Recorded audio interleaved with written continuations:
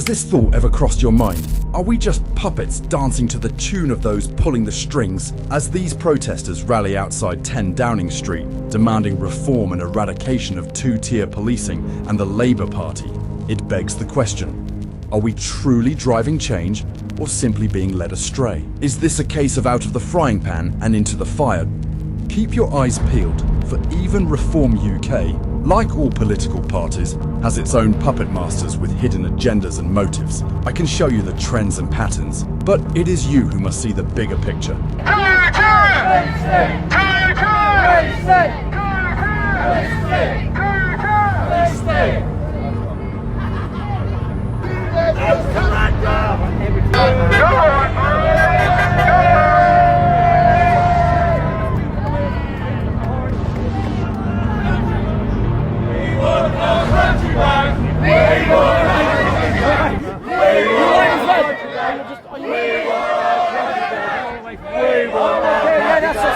We want our country back! We want our country back!